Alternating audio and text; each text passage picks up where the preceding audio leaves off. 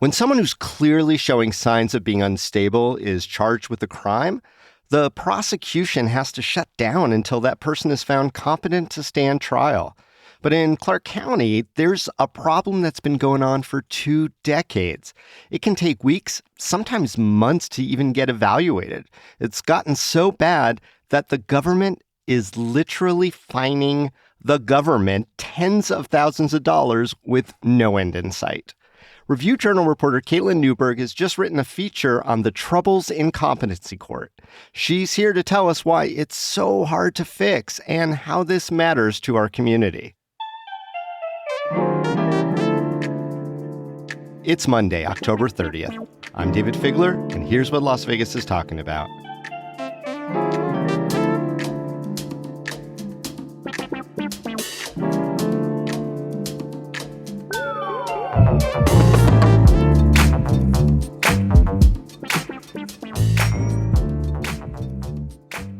Review Journal reporter Caitlin Newberg, welcome to CityCast Las Vegas. Hi, David. Thanks for having me. Well, I've got some questions about this lingering problem, but let's, start from the start. Who goes to competency court and what happens there? Right. So competency court is the process that defendants will go through when they're obviously mentally ill. Oftentimes, defense attorneys request a competency hearing because their clients just aren't able to help with their case. So you'll basically go and you'll get evaluated by some doctors. And a lot of the time, the doctors will say, yeah, this person cannot stand trial right now. They don't understand what's going on with the court proceedings, or they just can't help their defense attorney. Oftentimes when that happens, defendants will be sent to state psychiatric hospitals to undergo competency restoration treatment. And that process can take anywhere from a couple of weeks to a couple of months, but the vast majority of people who are deemed incompetent will eventually be found competent again. They just have to go through this treatment, whether they need mental health drugs or some group therapy sessions. They just need to get stabilized so they can face trial. I feel like a lot of times when we think about stuff like competency hearings and mentally ill defendants, we think of people in TV or movies who plead guilty by reason of insanity, which is actually very rare. Right. So when they get sent off for this treatment, it could be drugs, involuntary or otherwise, what are the rules, Caitlin, around competency timetables? How long do they have to, for lack of a better word, recompetize, that's a horrible word, stabilize the defendant so that they are found competent? Well, the process could take anywhere from a couple of weeks to a couple of months. I'll see a lot of defendants who will go through this process for even up to a year. Eventually, it's pretty rare, but eventually a doctor will recommend to a judge and say, hey, this person's just not going to be competent at all, and they need to be admitted for long-term care, which that's also pretty rare, and that's usually only in the more serious cases. But the majority of people will get stabilized. The problem is that a judge will have to enter an order saying this person is not competent, they need to have treatment, and past litigation has created a precedent where then the state has about a week to send that person to a state psychiatric hospital for treatment. So you're supposed to get treatment within a week. And that's kind of where the issues are coming up in competency court, where people just aren't being transferred and they're just sitting in jail. Okay. So that's the timetable that I found most interesting in your reporting on this, is that there were some cases and some laws interpreted that require things to be sped up in this process. And I guess the question is, how is Clark County falling short? Well, right now, the wait list in Clark County for defendants to be transferred up to the state psych hospitals is about 100 people long. So over the past, I'd say about a year and a half, the wait times have gone up to 3 to 4 months. Well, there's always been wait times. They've never consistently gotten it to a week, as far as I can tell. The wait times have just been getting longer and longer, to where a judge will say, hey, in April, hey, this person needs to get treatment. And then they won't be transferred or receive any treatment until August. And it's just taking a long time. So the agency in charge of kind of making sure all that happens is a state agency called the Division of Public and Behavioral Health. What are they saying when they're getting essentially in trouble for not meeting these timetables? Yeah, so the Division of Public and Behavioral Health has basically been claiming for years that there's staffing issues that are causing these delays, and they just don't have the resources to treat people in the timeline that the law requires. In recent court filings, the health department has basically said, hey, this isn't our fault. There are all of these outside reasons why people aren't getting treated in a timely manner. And the public defenders and the lawyers have basically argued back that it doesn't matter if there's outside forces or staffing issues. You still have to treat people in this timeline, and these people still need to go to the hospitals, and they still need to get their treatment so that they can stand trial and move through the court system fast. And it seems like the Nevada Supreme Court has ruled against the Nevada Health Department because they said, nope, those excuses don't hold. In your story, you looked into $55 million that was apportioned by the Nevada legislature to help fix some of these gaps in staffing lags and all that stuff that they were complaining about. So what happened to that $55 million? So that's a good question. It's a little unclear what's going to happen to that right now. But that $55 million was approved during the last legislative session. And it came from COVID relief money, basically. The plan was for officials to restore a section of the Las Vegas Detention Center.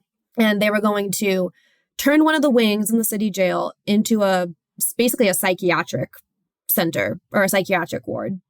They were going to do that because the law currently says you have to go through restoration treatment in a state psychiatric hospital. This can't happen in the jails. So their solution was, let's just make more beds in one of the jails, and that'll reduce the wait list, right?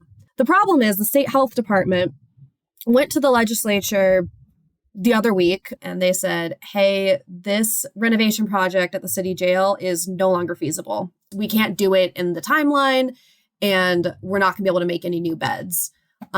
They cited some construction projects at the jail that was interrupting their timeline. And then when I asked the city about it, they said there was no construction project ongoing. They just had to do a lot more work renovating this wing. That's all a tangent. But basically, this plan that they had to address the problem and reduce the wait times by adding more beds is apparently not going to happen anymore.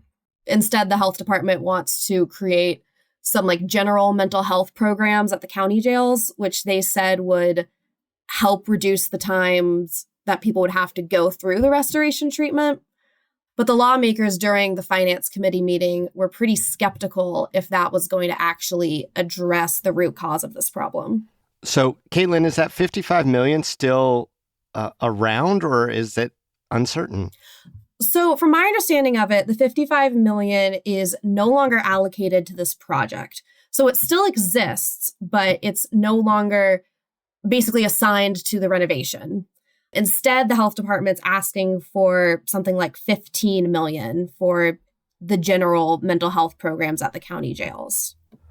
Okay. So even a smaller Band-Aid than before, which probably is not going to get them out of trouble with the courts because they keep getting fined. And speaking of those fines, I mean, they're not insignificant. They're coming close to six figures in total at $500 a pop. So that's a lot of fining going on. Right. Where's that money going, the fines? So the fines are being paid to the Legal Aid Center of Southern Nevada right now. And it's $500 a day for defendants who are not being timely transferred. But it's only in cases where there is a contempt order. Basically, there was a Supreme Court case where the public defender said, hey, there's about a dozen or so defendants where contempt orders have been filed because they've been sitting in jail.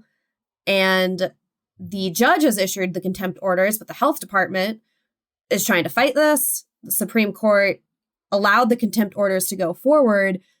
So now that we have that Supreme Court ruling, the state basically has to pay up and start addressing these fines that have come from these cases. Yeah. And I saw the number at the tally currently is around, what was it, 86,000, something like that? 83. We're at 83,000. 83,000. Wow. And it's unclear if that's only for one case or if that's for multiple case. I couldn't get a clear answer on that.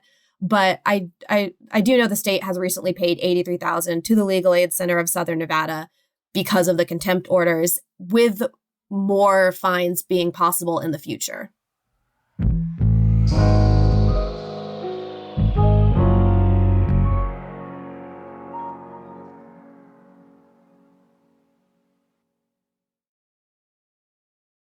It's just so mind-blowing to me, Caitlin. It's literally one government entity finding another government entity, and the Supreme Court saying, yeah, that is good, and let's give it to this nonprofit that generally helps the access to justice. There have been stories about these delays, Caitlin, going back 20 years. Right. Why can't they get it together? Well, yeah, like you said, there's been federal lawsuits going back to the mid-2000s, and it really just seems like there's been a systemic issue with staffing and resources at the health department when it comes to mental health treatment. There have been time periods where the wait times have been shorter, but as our city grows, we get more people here, we get more people going through the court system, and we have more people who are getting arrested who need mental health treatment. So it's kind of like almost a feedback loop where our population grows, but that leads to more people getting arrested, which leads to more people needing competency hearings, and just keeps going on and on. And if the state health department isn't addressing the root of the problem and creating more resources, then I don't see how this is going to get better. Yeah. I mean, are you ever hearing a suggestion that there's a bias because these are people, after all, who have committed crimes or accused of committing crimes, and they traditionally don't get priority and are often sort of neglected or forgotten? Is that part of this story, you think? Honestly, I think it's a pretty niche topic, right? I don't think a lot of people understand what competency restoration treatment is or what competency court is. So it's not like a sexy thing we can throw funding at to fix a widespread problem. A lot of these people are in jail already. Some of them are accused of violent crimes, but they still need mental health treatment, and they still need to go through the court system in a timely manner and not have their constitutional rights violated. So I think it's just easy for people to not see that it's a problem. Yeah, especially poor people, marginalized people. You know, Right. Caitlin, one thing I thought was interesting, there's this through line in the form of Christy Craig. Back in 2015, when she was a public defender here in Clark County, she was a leader in the successful fight to fix this lag time and this sort of injustice in general and these competency determinations. And now Christy Craig is the elected judge who presides over these same tragic flaws that are being exposed in competency court. Caitlin, you've been in her courtroom. You've seen these proceedings. How does Judge Craig handle it all?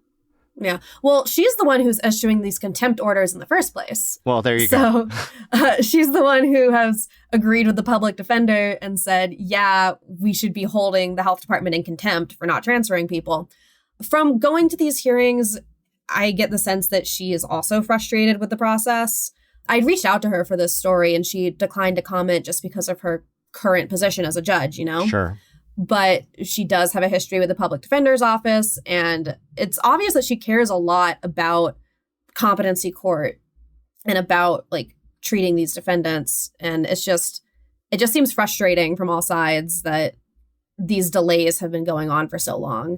And I know Judge Craig, and I know she's a person that doesn't pull her punches. If she has something to say, she will say it. Have there been any times in court where it's maybe gotten a little tense, or that her demeanor suggested something even beyond frustration that you can recall?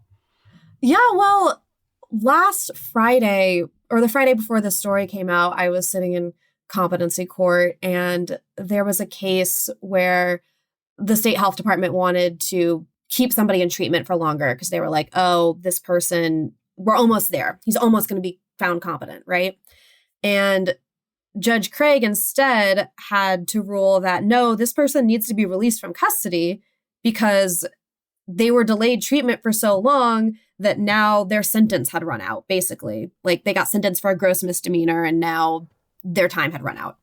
So that was a situation where it was taking so long with this competency restoration process that it outlasted the maximum sentence they could have gotten for the crime that they were charged. Is that oh my. Basically, this person had pleaded guilty to a gross misdemeanor, which carries a maximum year sentence, and then was going through the competency court process again.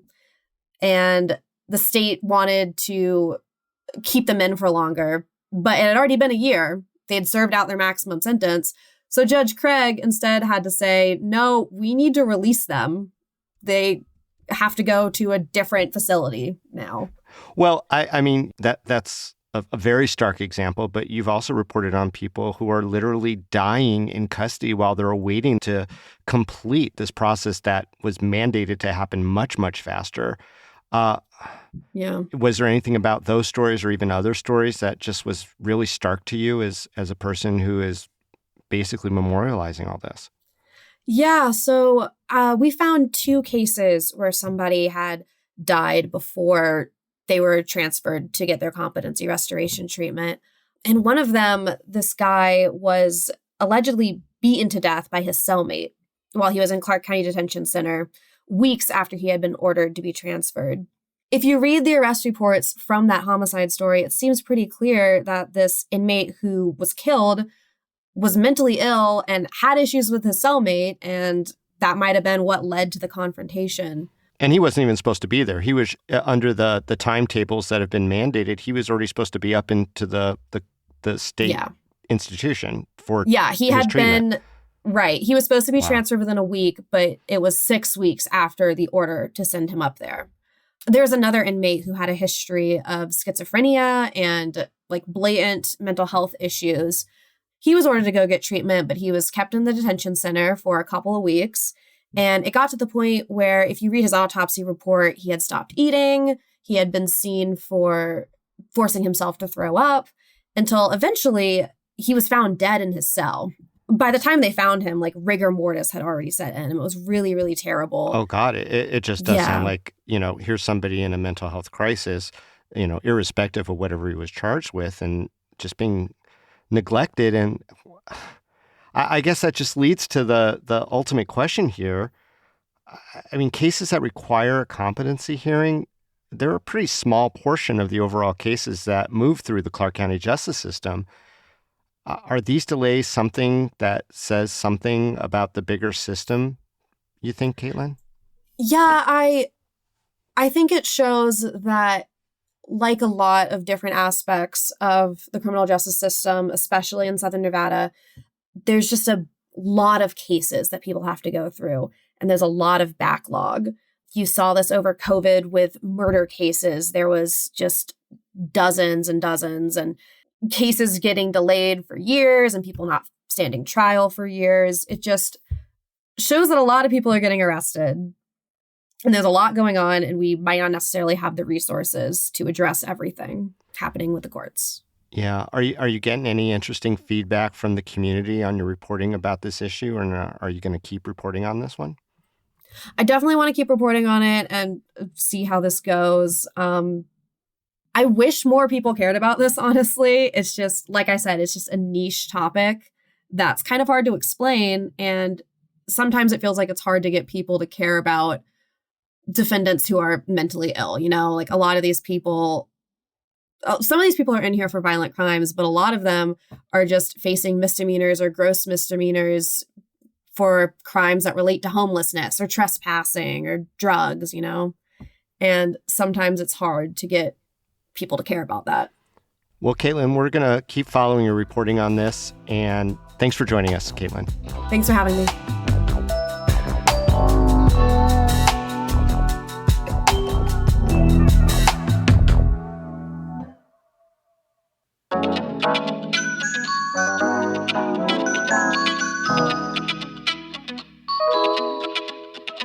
That's all for today here on CityCast Las Vegas. If you enjoyed the show, why not tell a friend? That's a good thing to do. Rate the show, leave us a review, and subscribe to our morning newsletter. We'll be back tomorrow morning with more news from around the city. Till then, stay lucky.